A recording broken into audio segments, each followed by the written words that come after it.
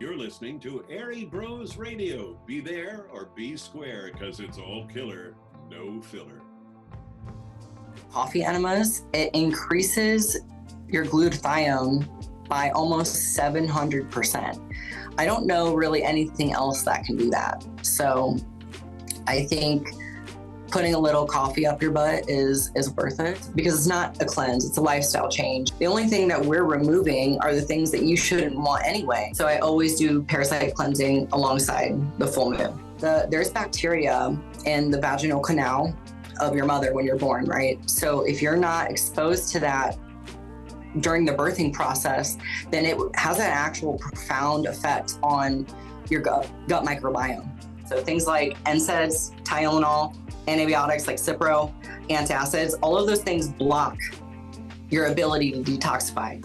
That's kind of their own journey there. You can't push anything on anyone. You can just show them, hey, this is what it's doing for me. Share your own experience, maybe tell them about other people's good experiences. And then when they're ready for it, they're ready for it. This is Miranda Luna, and you are listening to Airey Bros Radio. Send everyone who's listening to this podcast, where do you want us to send them? Where can they find everything that you do?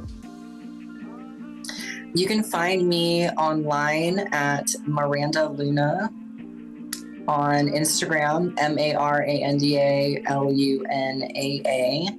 And you can find my microdosing company website at micro-bloom.com. Websites are currently under construction, but they should be up by next week. So excited about that. Right. That's where you can find me. Sweet. You were just going over kind of cleaning people's environment up to kind of figure out, parasites, what the parasites are eating off of, and kind of get their lifestyle up on the up and up. So maybe just go over that again, as far as cleaning up your environment, and then kind of go through that protocol. The way that I do my protocol, it's a 5-step protocol. And I first begin with education, because so many people are just completely ignorant to the level of toxicity that is within their environments, right? So their food, their air, their water, their clothing, the things that they're applying to their skin, the things that they're breathing in, fragrances, all of those things have an impact on hormone signaling. They can disrupt our guts, and they can basically just affect how we function day to day. Our energy levels, people that are suffering with chronic fatigue issues, a lot of it's from just toxic exposure. And the consistent toxic exposure. So women especially deal with this when, they're just getting ready for the day, their hairsprays, their makeup, all of those things. I do a thorough inventory on all of that. I go through their medicine cabinets, their refrigerator, their cars, their rooms, and I have them start to replace all of the things that are contributing to their toxic load. So I have a whole list of the things that are contributing to their load, and then a list of basically like what kind of diseases that turns into and what it does, how it disrupts the body. And then I give them a link to healthy alternatives. So it's not all bad. There's always a solution to everything. So after that, I just kind of have them work on that as we progress through like the 12 or 14 weeks of the cleanse.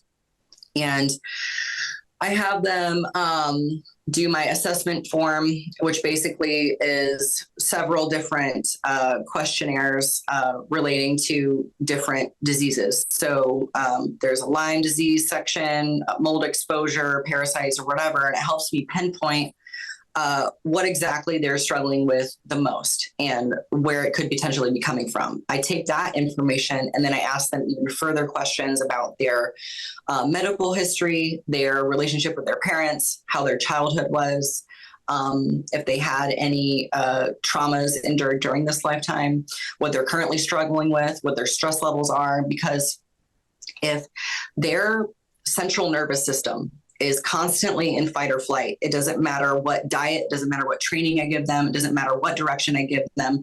It's not going to work effectively if they are not able to rest and recover and be in that parasympathetic state. So I harp on that as much as I possibly can. And at the beginning, I really like to plant some seeds about the things that we're going to use later on in the program, because there's a lot of weird stuff. There's a lot of weird tools that I use, like enemas, castor oil packs, EFT tapping. So that's basically tapping on meridian points and communicating with your subconscious mind to calm the nervous system. So we learn about what's adding to our toxic load. We set the mindset and the intention for the cleanse. And then we actually get to the nitty gritty where we get into colon cleansing. We're prepping the drainage pathways. So we start with the colon because it's the largest excretory pathway. And for most people, this is very backed up. And that's why a majority of people come to me anyways, because they have digestive issues. So I'll hang out here for about 2 or 3 weeks. I'll focus on reducing the symptoms of bloating, constipation, any pain. There's certain goals that I have during the colon phase. I don't stick to arbitrary numbers where you need to have 2 bowel movements a day. It's not like that. We want to reduce the pain and the discomfort associated with having a bowel movement, right? So we just want to have healthy, clean bowel movements. And during that colon phase, I like to focus on things that support the colon. So fermented foods, fruits, fiber, and all that jazz. It will vary client to client because everybody's different. So some people are dealing with things like SIBO, other people are dealing with things like Crohn's. The diet's going to change from person to person in those cases because certain things are more triggering than others. After we're done with colon cleansing and we've hit a majority of those goals, we'll move on to the kidney, liver, and gallbladder phase. So we're supporting the phase 1 and 2 of that process. Essentially, we worked on phase 3 of that process by prepping the colon first. And then we're also working on phase 3 of that process on this one as well.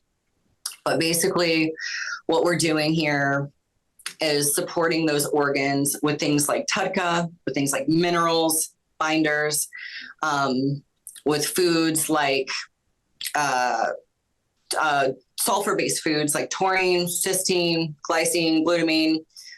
Bone broth has those components, eggs, cruciferous vegetables, garlic, onions. You'll see garlic and onions on pretty much every single section. They're just such a powerhouse. For detoxification. After we're done with that, and also what I like to focus on during that phase is removing what inhibits the cytochrome P450 enzyme.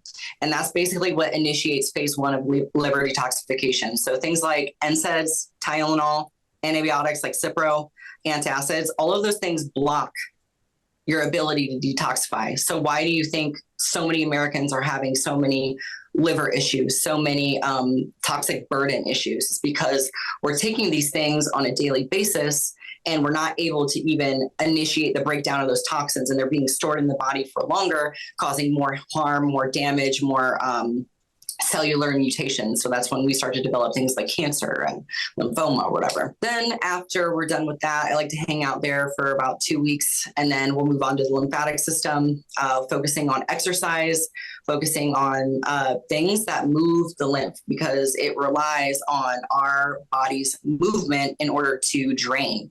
So rebounding is a really good one, or jumping on a trampoline. I love that. Food-wise, focusing on anthocyanin-containing foods like adaptogens, garlic, ginger, cranberry are all great.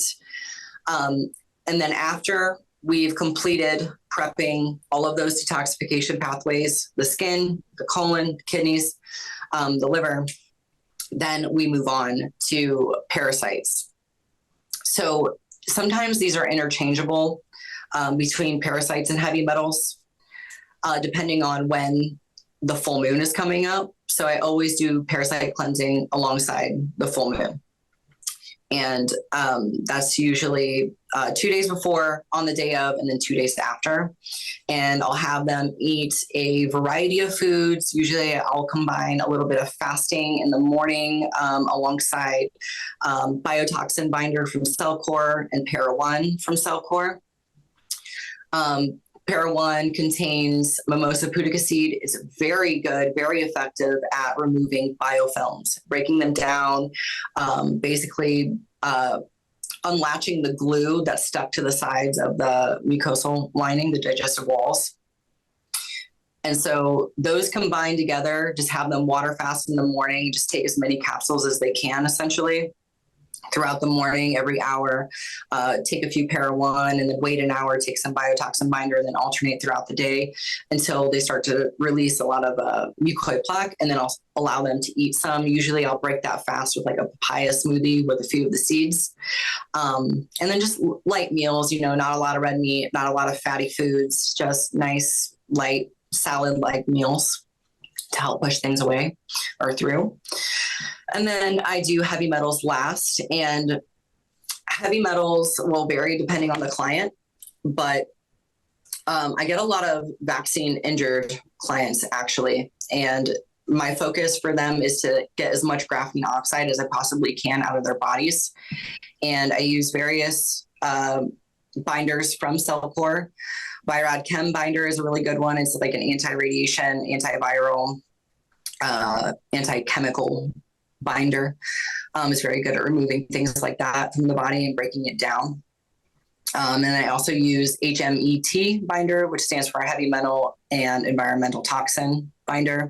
And then I also use carboxy. So I like to prep with all of those binders first before using carboxy, because carboxy is really, really strong and can tend to cause Herxheimer reactions if you haven't been doing a cleansing protocol before. And then with the heavy metals, I also like to do rounds of heavy metal detox baths, which is a combination of bentonite clay, Epsom salts, borax, and one other thing that I can't think of. And I basically have them sit in the hottest bath that they can handle, and I'll have them prep with a few supplements prior to, things like Tutka and some binders. And I'll have them sip electrolytes as they sit in there.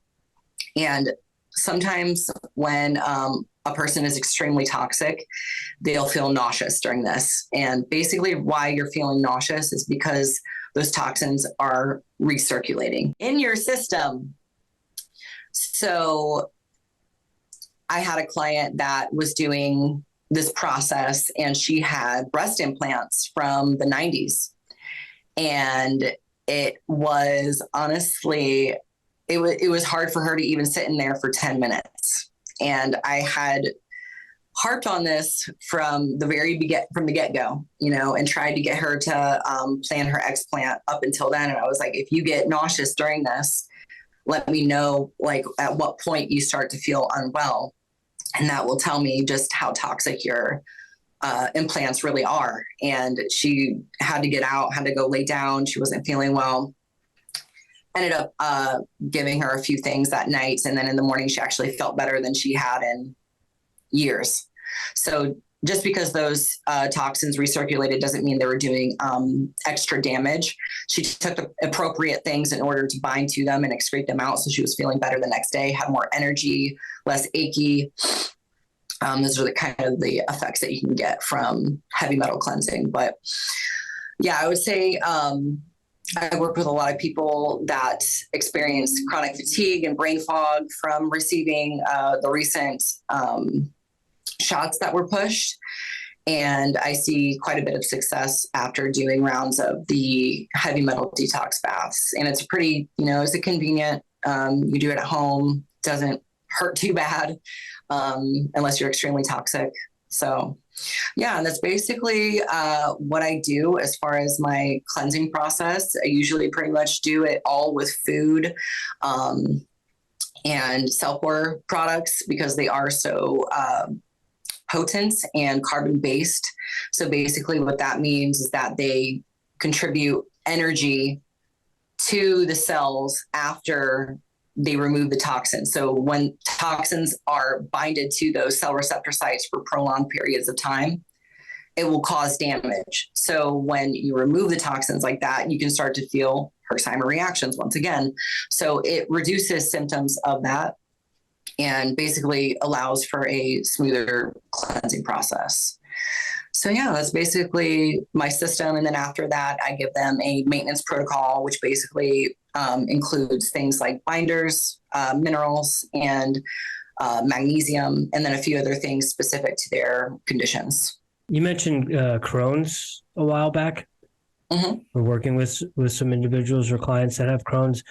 I'm a no longer special education. I'm a physical education teacher now, and I have a student who has Crohn's, and I give her my input in terms of diet, just hearing what she eats for lunch and other things. So I was wondering if you could just give us a little breakdown as to what you would recommend for clients with Crohn's in terms of diet.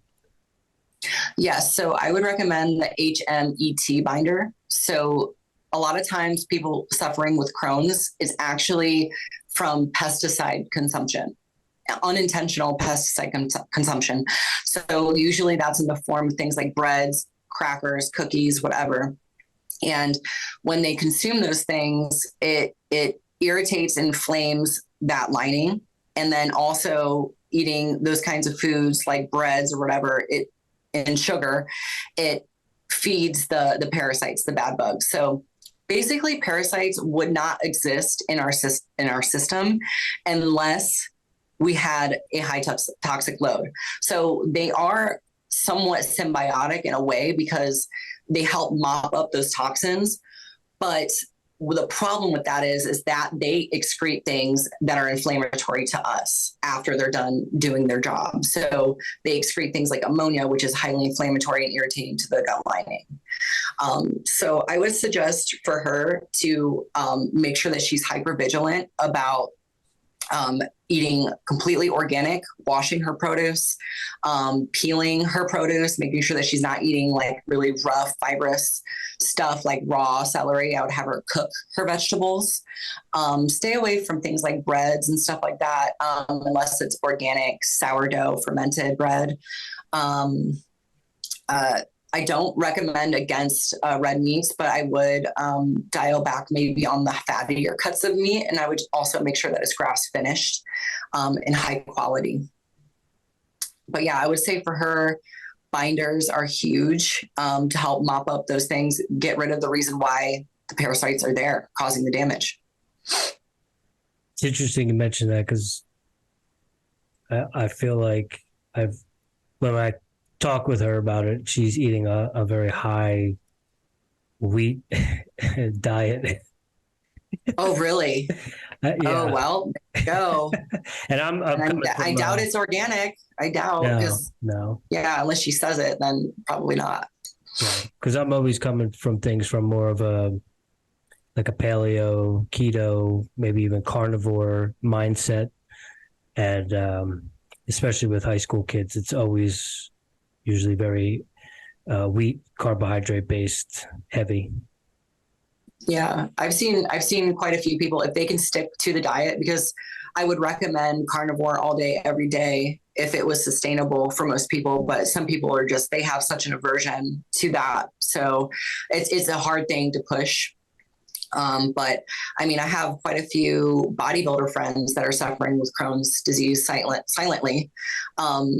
But then they continue to suffer with it because they can't get away from their bodybuilding diet, which is just a bunch of rice and, a bunch of heavy stuff. And they're always cramming all this food in. They don't allow their digestive tract to heal at all because they're on that 6 meal a day kind of vicious cycle where they can't take a second to just fast for a moment. Fasting would be a wonderful thing for her as well. Like if she could just do a few days of literally only drinking bone broth, that would be extremely healing for her. And then on top of that, do something about the cleaning up the toxins in the gut. Yeah, and I think she might be a little bit more receptive to trying things like that. I think it's getting through to the parentals at home that is probably going to be the harder sell, unfortunately. Yeah, like the artificial dyes, the artificial sweeteners, literally anything artificial, emulsifiers, preservatives, things that are in like salad dressing, sauces, all of that crap that's marketed to us. All of those things are extremely irritating to that lining, and it's hard to break down. So If you've got a bunch of toxic sludge chilling in your gut, not breaking down and passing through, like, expect problems, you know? Yeah. And it's unfortunate that medical professionals aren't talking about diet and nutrition. Oh, I had made a post the other day because I was just furious about this news article that I saw about a lady that died from taking the new diabetic drug Ozempic to lose weight for her daughter's wedding. She died.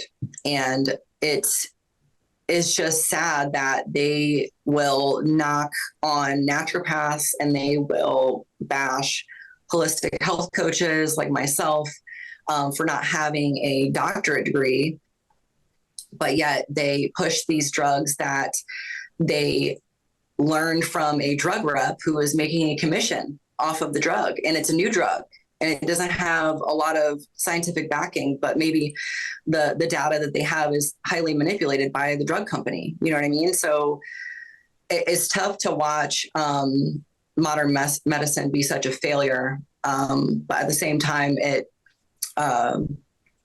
don't want to say it excites me, but it makes me happy to do my job because it makes me feel like I'm filling the gaps where they are failing there. You had mentioned taking your clients through specific protocols during a full moon. What are the benefits of that, and why do you do that at that time? So I do parasite cleansing alongside the full moon after prepping all of the drainage pathways first, because parasites are most active and they lay their eggs during the full moon. So their eggs will be hatching during the full moon. So if you're doing it 2 weeks prior to it, you wipe out all of the active parasites, but you didn't wipe out any of their eggs. So now you're just kind of chasing it. You're chasing their coattails. So that's why you do it alongside the full moon.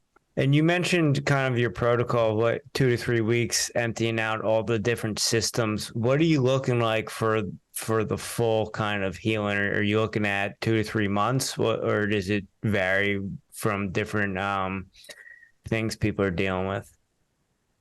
So individuals that are dealing with things like low energy, brain fog, maybe some achy joints, they just don't have a high quality of life, or they just don't feel good in their body. Their process will take about 12 weeks. Individuals that have a diagnosis, say you have Crohn's or ulcerative colitis, usually for that to subside in a substantial way, it'll take more towards 14 to 16 weeks. And then they'll just continue to see progress as they maintain what they did while working with me. So it's really not that long of a process. And I don't even really like to call it a cleanse, because it's not a cleanse, it's a lifestyle change. And it's incorporating every single macronutrient. We're not Xing out really anything. We're putting a pause on certain foods. The only thing that we're removing are the things that you shouldn't want anyway. And after I teach you about what it's actually doing to your body, you are highly inclined not to do it. You know, you don't want to do it. You don't want to take the Tylenol anymore. You want the alternate option for that. So it's not too much time. And I feel like after those 12 weeks with me, they have a pretty good understanding of what they need to do in order to maintain their health moving into the future. And you brought up household products and kind of getting rid of some of those, getting rid of some of the fragrances. As far as household products, scents, cleaning products, what do you suggest people kind of look into? What do you have your clients use? So I'm not into the whole greenwashing thing. So you have to be really careful about what products you use. But for me, if they say they get the ozone machine, I have them clean with that in place of bleach. So there's a tool that they created, which is actually really awesome, where you can combine the ozone with a little bit of salt, and it creates, I think it's called hypochloric acid. I could be wrong about that. Don't quote me. But basically, it acts as bleach, but without the toxic effects of bleach. So if you inhale it, it's not going to cause you issues. I replace all of their candles with soy-based candles and that are fragranced with essential oils, so phthalate-free candles, phthalate-free perfumes, remove the Glade plugins, remove the car fresheners unless it's an essential oil diffuser, which you can get those now that it's like a little can almost, and you can stick it in your cup holder, and it diffuses scent into your car. As far as like shampoos and stuff go, there's quite a few different brands, but typically any brand that you find at Sprouts is going to be a better bet. It definitely wouldn't be shopping at Walmart for your hair care or body care products. But yeah, essentially there's a whole list that I give them with links to those products. You go back to the macronutrients. Are there any that you would suggest or recommend being non-negotiable in terms of not having, or is it client to client, person to person basis? Protein, you always need protein. Honestly, the only one that you don't need is carbohydrates. Carbohydrates are just for fun. Yeah. Honestly. And sometimes they tag along with other things that we need that act as antioxidants, like the sugar that comes in fruit. The sugar that comes in honey, is an antimicrobial. There's benefits to those carbohydrate foods, but I wouldn't say that it's essential for life. Absolutely not. I would say I recommend usually a high protein diet. I have my clients consume about 35% of their daily caloric intake as protein. And fats are essential as well. So I support a carnivore diet or cyclical keto. I just don't recommend keto all the time, especially for women. It's just so hard on their hormones and raises cortisol too much. What are your thoughts on dairy? I like dairy. I used to be very anti-dairy, actually, for a long time because it would always give me crazy acne. And I just didn't realize that I had bad gut bugs. I had parasites. They love dairy. And I had a damaged gut lining. So obviously I'm going to have a food sensitivity to that. But I don't think all dairy is created equal. I think fermented dairy is the most optimal form of dairy. And I think unpasteurized is actually better than pasteurized. You need those enzymes in order to break down the lactose that is in the dairy. And that's why so many people have issues breaking it down, or they get gassy or bloated, is because they don't have the enzymes to, break down those sugars. So I'm a proponent of dairy. A couple of things I saw on your questionnaire I wanted to pick your brain about was one of them, you asked people how they were born, if they were born through C-section or they were born naturally. Does that make a difference as far as your gut biome, how that affects your gut biome? Yeah, so there's bacteria in the vaginal canal of your mother when you're born, right? So if you're not exposed to that during the birthing process, then it has an actual profound effect on your gut microbiome. It limits the diversity of your gut biome. So every time when you're, sucking from your mother's, tit, you're getting exposed to bacteria. That's adding to the diversity in your gut. And that's why I include that questionnaire, is because a lot of people just tend to not be able to digest certain foods very well. And sometimes it relates back to how they were born. I don't know too many details about that, but. And going through that process, is that going to help you with that? Or if you don't have, whether it be breastfeeding or you have a C-section, are you kind of messed for life? Like, are you going to be able to negate those? No, I don't think you're messed for life, but I think it will help me figure out what probiotic strains I need to incorporate into your protocol, on your maintenance protocol. And you also ask people what they cook with, what kind of cookware they cook with. What should we be using to cook with, and what should we be conscious of not using? So I used to say cast iron, stainless steel, and ceramic, but ceramic I have a little stink about it because the base of it is actually made out of aluminum and a bunch of other different crap, even the ones that promote and say that they are toxic free. As soon as that coating gets chipped or whatever, it's going to start releasing toxins into your food. So definitely no Teflon, because it just the coating goes away so quickly. But stainless steel is probably the best, most optimal, probably easier to clean than cast iron. But I would say cast iron is good as well. Heritage Steel is a good brand. Going back to the castor oil and the enemas, can you go in a little bit more? I've heard a lot of people talk about coffee enemas for different reasons, and I've also seen a lot, TikTok, Instagram trends about people putting a combination of essential oil and castor oil in their belly button. Is that anything that you've come across, or is this completely different than what you're talking about? Yes, I have heard of the castor oil in the belly button, though I don't personally do it myself or recommend it to my clients. It's not something I've dove into quite yet, which I probably will research that after this podcast.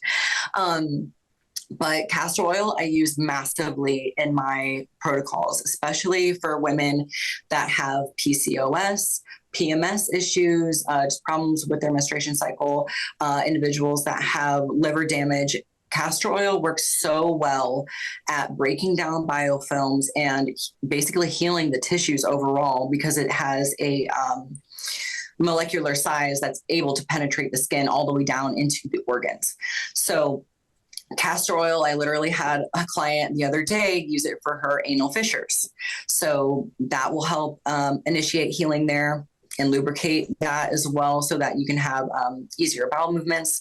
The castor oil packs, I always recommend to take about 1 or 2 tablespoons of the liquid and place it into a 100% cotton wool flannel, or you can just use an old shirt that's, not dyed and is organic or whatever, just like a clean material, no, what do you want to call it? Like polyester or whatever, or like synthetic materials there. Place it over the liver and then add heat. Try not to use a heating pad because it's a lot of radiation going through there. I know a lot of people don't really think about that, but just the old, rubber bag full of hot water works just fine. And you can do that, place it over the liver, or you can even place it over the ovaries if you have, womanly issues there. Castor oil can also be used for hair regrowth. Castor oil is good for like your toenail, like toenail fungus. So it is such a versatile compound. I mean, it dates back all the way to like 4000 BC, I think, and they used it in the in ancient Egypt and in the Greek cultures. So I love castor oil. And then with the enemas, I recommend that a little bit later into the program, usually because people are really weirded out by that and they aren't so gung-ho about sticking stuff up their butt. And I also want to make sure that they're fully educated on what to use. So you want to use a coffee that's not the kind that you want to drink. So it wouldn't taste good if you drink it. So it's going to be high in palmitic acid. There's a few brands that are marketed towards that. They state on the thing it's got high palmitic acid. So that's what is going to actually dilate the bile ducts. And through doing coffee enemas, it increases your glutathione by almost 700%. I don't know really anything else that can do that. So I think putting a little coffee up your butt is worth it in that sense, especially if you have issues with detoxifying. So that's basically what glutathione is it initiates detoxification. You cannot detoxify without glutathione. So a lot of times people have a hard time with sourcing glutathione. You might as well just do it at home. It's cheap, convenient. It really isn't that painful. The only thing that's hard about it is holding it in. Well, with the castor oil, you had me at hair regrowth, so I'm interested in hearing a little bit more about that. That's hilarious. Is that, are you placing it on, like rubbing it into your scalp, or what are you I've doing? seen people even microneedle and then apply it with rosemary essential oil. Might be helpful. So try that out. All right. Have you also considered, do you have a filter on your shower head? I don't. Ooh. I do take cold showers. I don't know if that makes much of a difference, but that's definitely better because then your pores aren't open to like absorb all that stuff that's in the water. But that it can definitely have an effect on hair growth. So filter your shower. Also on your questionnaire, you ask people how soon before they go to bed do they eat? Now, we've talked to all different people, talk about circadian rhythm. Some people say you got to eat with the sun. Some people say that's fugazi. It doesn't matter. What have you experienced? Does it matter when people stop eating prior to going to sleep? Yeah, that's tricky. And it depends on what you're eating at night. So typically you want your body's energy to go towards repair and not towards digestion. So there is some benefit of allowing your body like 2 or 3 hours before going to bed to just repair from the day that you just experienced, right?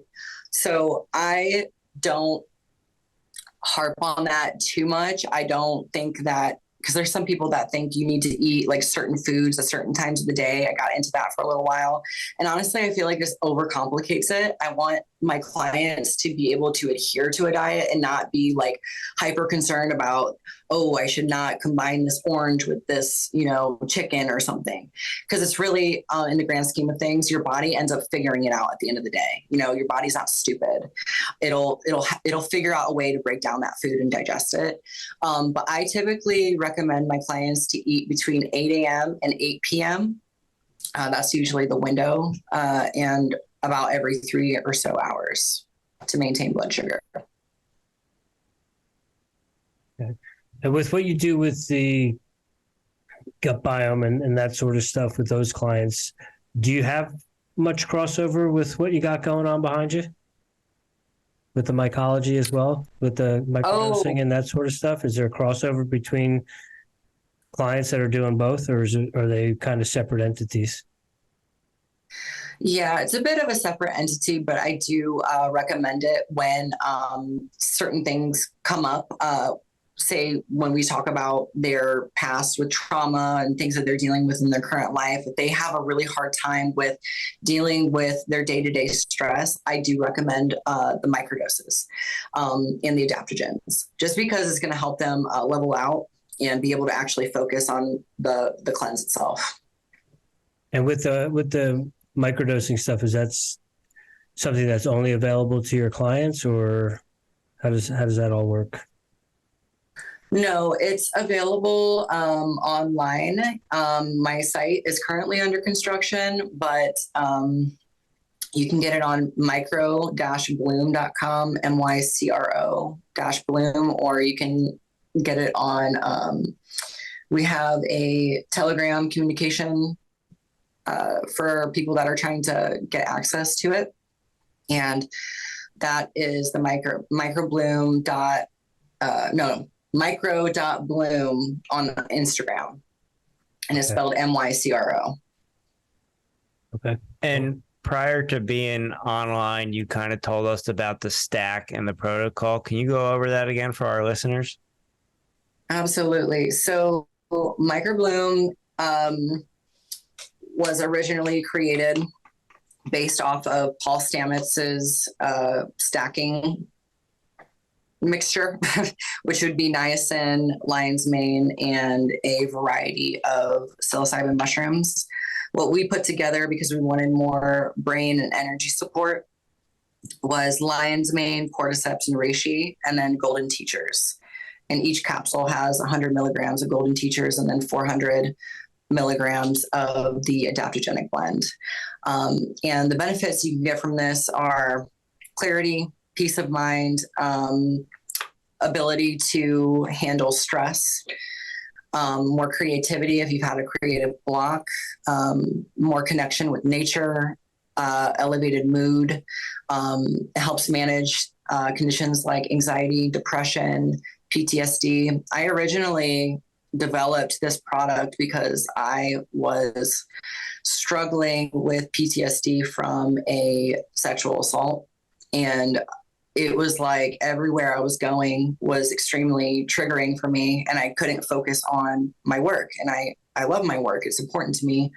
So like I do, I started researching again, and I had been involved in mushrooms before and then kind of got away from it. And then when I got back into it, I was more so megadosing and kind of just using it for the party scene and never for, spiritual evolution at the time. But I stumbled upon microdosing for anxiety and PTSD, and I started, messing around with the formulations, and it completely changed my life.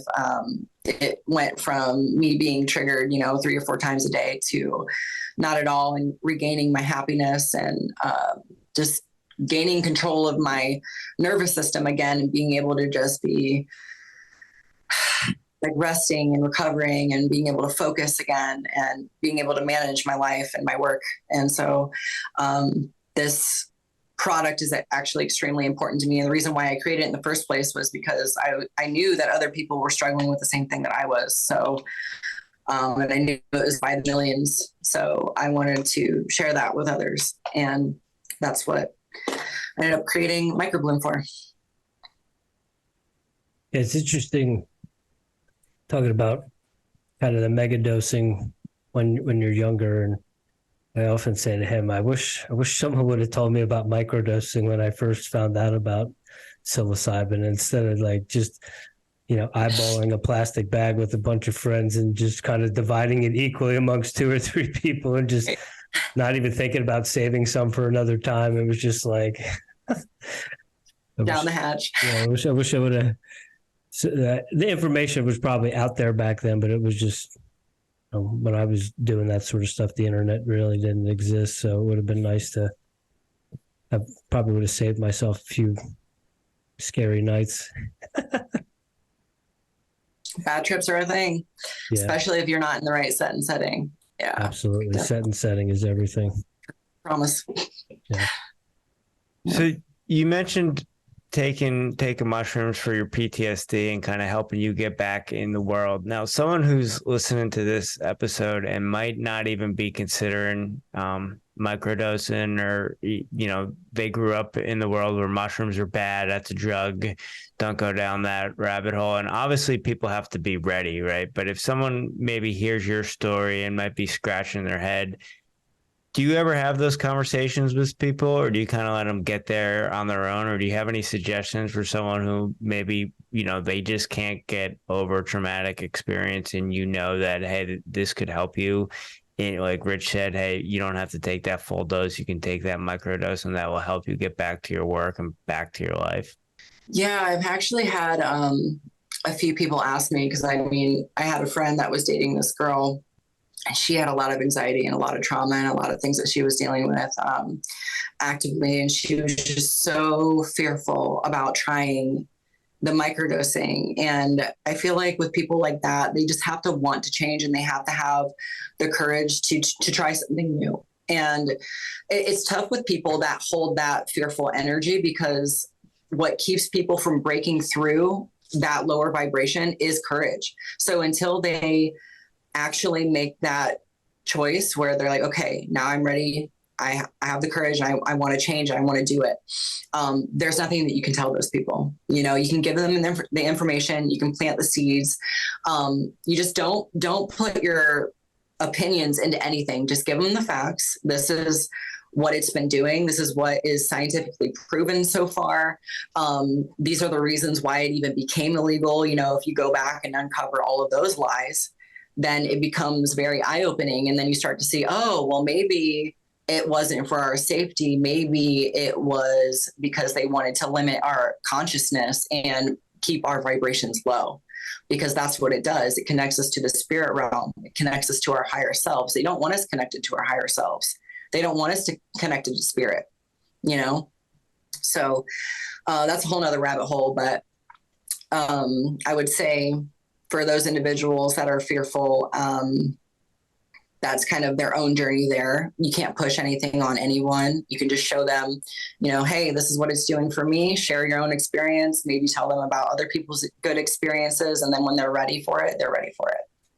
Miranda, you deal in two avenues that people have a lot of opinions on, being psychedelics and nutrition. What do you have harder conversations with? Is it harder to get someone over the hump with psychedelics, or is it harder to get them to go on a 16-week lifestyle change to heal their gut? I would say that it's taken time for me to figure out the best way to present the cleanse.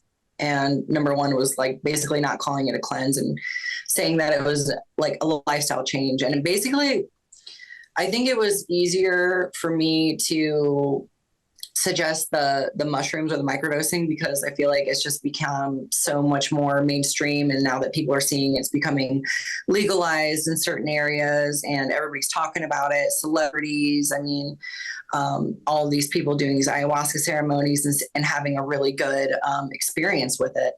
I think they're becoming more open in that sense, but it is a little tough with certain individuals to get them to make the lifestyle change. But basically how I navigated that conversation was just driving the point home. I'm like, okay, you have this, and this symptom. If you allow it to continue, this is what it's going to turn into. Do you want to make this investment now for your health and stop these symptoms where they're at so you don't have a diagnosis later? Or you just want to continue living like crap, not make the investment, and then have to make 10 times the investment later on when you're on a hospital bed dealing with an acute condition, you know what I mean? So it's just reminding them of the importance, I guess, of making the lifestyle change. Is not just something to brush off or take lightly. This is your health. This is the one vessel, the one body that you have. You got to treat it with care, or else you're going to be regretful later in life. Yeah, and I would imagine when people are coming to you for the gut biome stuff and that sort of stuff, they've kind of come pretty close to, if not hitting rock bottom, if they're ready to make that kind of a commitment to, they've tried everything else. And obviously the pharmaceutical route and those sorts of things is just a hamster wheel of a perpetual cycle of not really feeling better. And so it's like they're really committed to wanting to feel better and wanting to be healthy and living a good life. Exactly. Yeah. Usually when people come to me, it's because they've been seeing their doctor and their doctor isn't giving them an answer, and they don't like the way that they feel in their body. They don't like the direction that their health is going. So usually they're at a point of desperation by the time they get to me, for sure. Circling back to where we started, Jimmy had mentioned we discovered you through some fitness influencers on social media. So I'm curious, what does health and fitness look like for you now at this point in your life, in your journey? Oh yeah. So I don't do competition anymore just because of the way that the divisions have changed, because they are so overly geared up, I guess is the word I would use.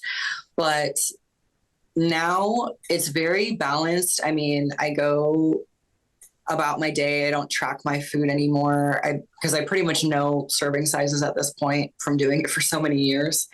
So I basically eat a high protein diet. I incorporate a lot of dairy into my diet now. I basically have protein coffee in the morning, protein throughout the early AM, and then I'll have like a sandwich with organic meat, organic bread, some heirloom tomato, maybe some basil pesto that I made myself.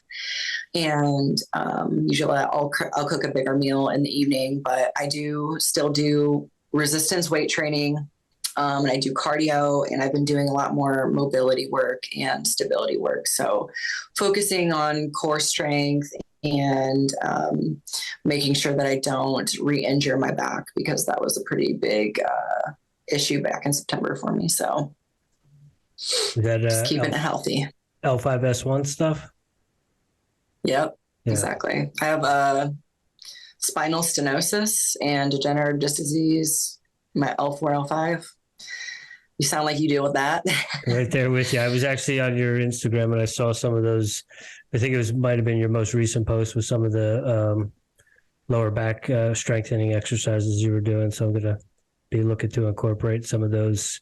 I've been, it comes and goes. I run ultra marathons and I do a fair amount of weight training and stuff too. And sometimes it's pretty good. And then other times it flares up and it's pretty ugly. So I look for any and all ways to experiment and try different things. I'm curious.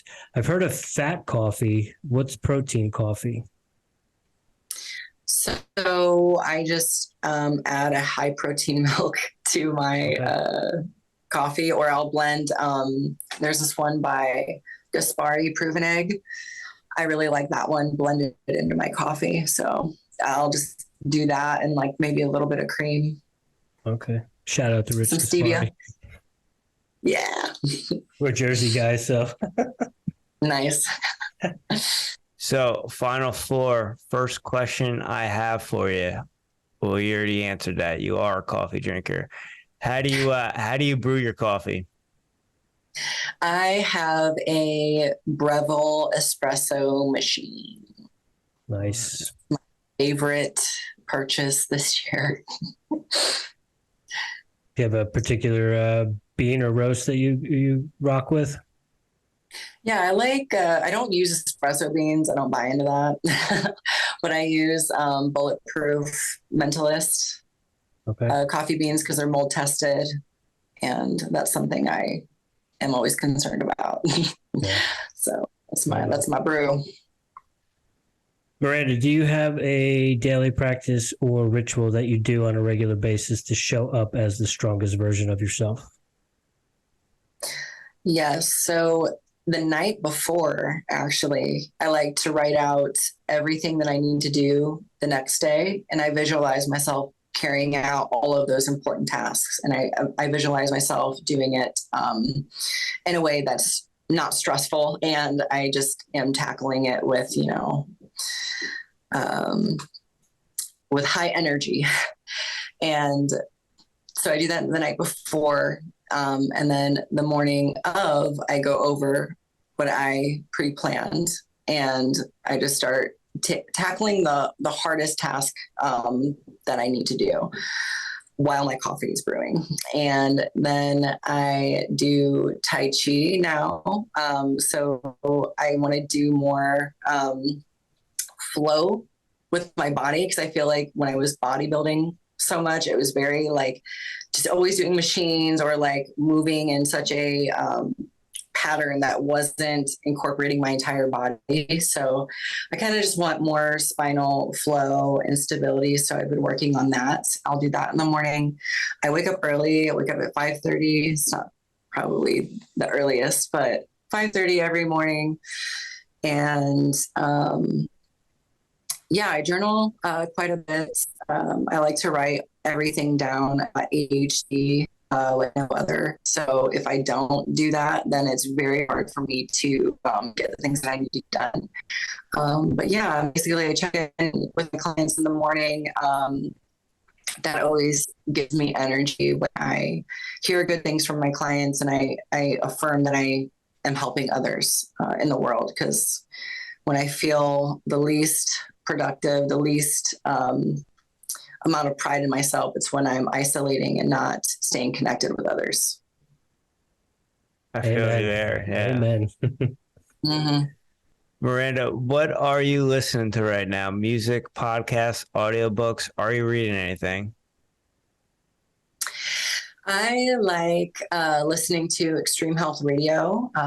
That's one of my favorite podcasts. I really like Huberman, and I like Bradley. I'll alternate because I get bored easily. Dr. Wendy Myers is also a good podcast I like to listen to. As far as music goes, I love anything that's got a funky vibe, to be honest. I listen to a lot of synth and even metal. I listen to a lot of electronic music. And I'm actually not reading a book right now. I've been into the podcast grind at the moment, but I think I was in the middle of 4 Agreements the last time I picked it up, like last week or so. Heck yeah. We love the 4 Agreements over here. It's something that you should always just reread. Yes. And refresh, because it's like, those are the things that you need to live by. And sometimes we avoid certain things about ourselves, you know, the accountability. Yeah, no doubt. Miranda, last one for you. Do you have a guilty pleasure or guilty pleasures? Ooh, that's a good question. My guilty pleasures used to be like donuts and stuff, but that's kind of lame and I don't do that anymore. But I don't know. That's a tough question. Guilty pleasures. Probably scrolling on my phone. I feel guilty about that. and the memes, like I like there was this meme of a frog and he had a little like sparkly hat on, the gun. And he was like, "You just razzled your last dazzle." And I just think those things are fun, you know, but then you kind of fall into a trap there. So I would say that's a guilty pleasure of mine. Right. Late night scrolling. Miranda, thank you for educating us tonight. Thank you for being super generous with your time and all the information you gave us and our audience. Of course. Thank you guys. I'll see you guys later. Take care. All right. Bye.